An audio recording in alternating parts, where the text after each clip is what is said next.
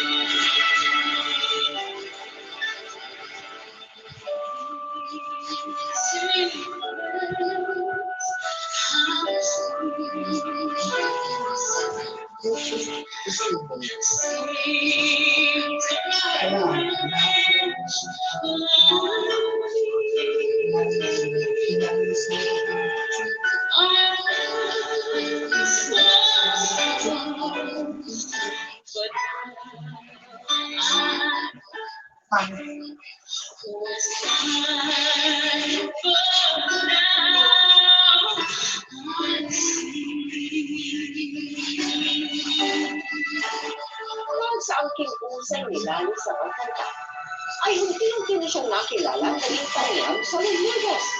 Kung saan ay naging kahanay niya rin at sa pagtatanghal ang iba't ibang international artists gaya ni Celine Dion sa ibang showrooms doon.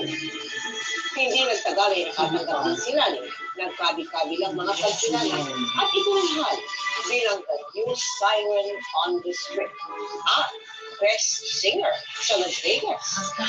Congratulations, honey. You were amazing out there. Thank you. Thank you so much, Jane. Your wife has such a fantastic voice. You were truly incredible. Thank you, Robert. Thank you so much for your support. Oh, yes, of course. I'll go ahead now. All right. Take care. We'll see you soon. See you. Bye.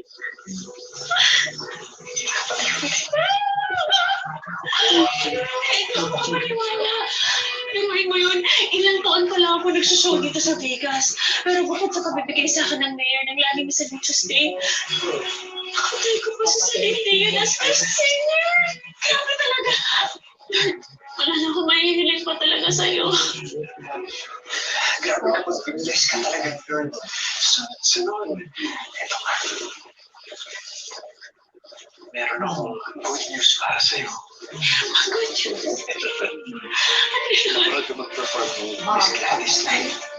At impressed siya sa'yo. Seryoso? Eh, di ba? She's recommending international films. Ano ba? Kasi na! Ibig mo sabihin, magkakaroon ako ng international album? Yes.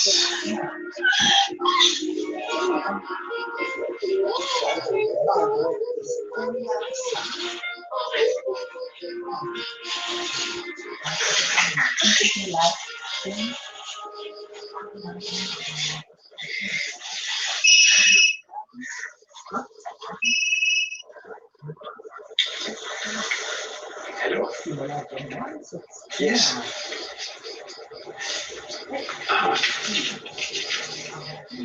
I see, yes, I understand. Okay, I'll tell her. Thank you.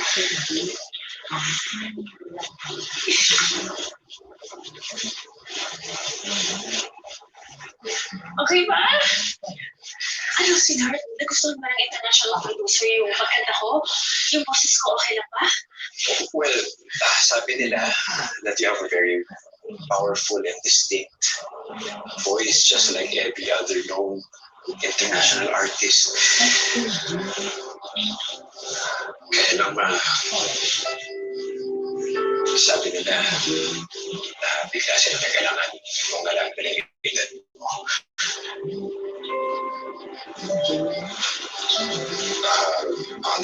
daw yung mga producers yung invest nila. Mahinayang sila sa talento mo.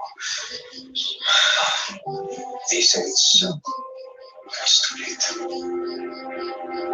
Bakit sabihin lang nila na na-discover yung talent na pang-international? Sa kabila ng kaliguang iyon, ay nagpatuloy pa rin si Lani sa sold-out performance niya sa Las Vegas. Hanggang sa nagkaroon siya ng alok na mag-comeback concert sa Pilipinas. Kaya nagpasya si Lani na bumalik ulit sa bansa. Hanggang sa inabutan na sina Lani at Noli ng pandemya dito sa Pilipinas. Grabe na nangyayari sa buhay. Oo nga eh.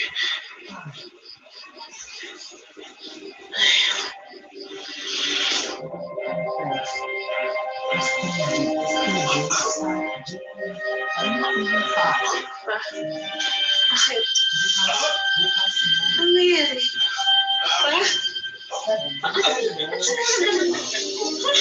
Hindi ako makahinga! Sandali ah!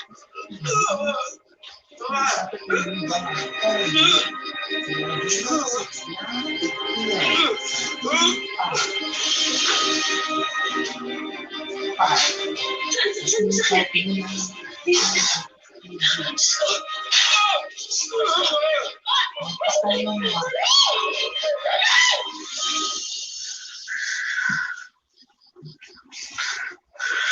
He is COVID negative.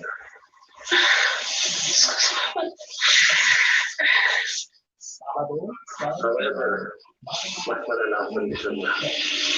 Mabuti na lang at itakbo na kagad siya sa ospital. Sabi ni heart attack, yung mga para sa puso niya.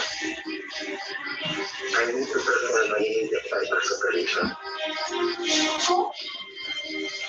Oo, panahanap ko siya sa puso. Hindi ko madagalhano yun. Lalo na sa panahon na yun.